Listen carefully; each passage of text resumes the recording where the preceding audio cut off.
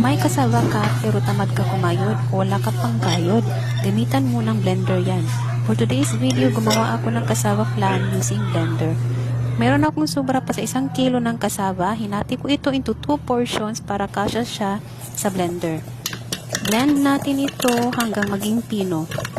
Take note, tanggalin nyo po yung buto bago i-blend. So let's do the first half. Ibuhos natin half of evaporated milk, half of condensed milk. Sorry po, hindi po nasali sa video ang condensed milk. Isang itlog, kalahati ng mantika. Takpan at i-blend na natin to 2 minutes o hanggang makuha mo yung gusto mong consistency. Our llaneras are ready, so ibuhos na natin yung mixture.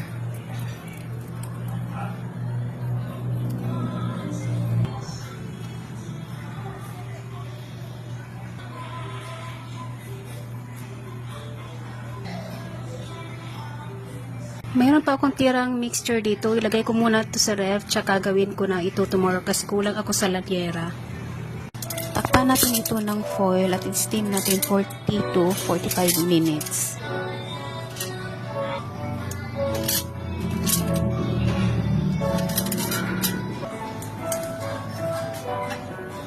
Yun lamang po. Thank you for watching.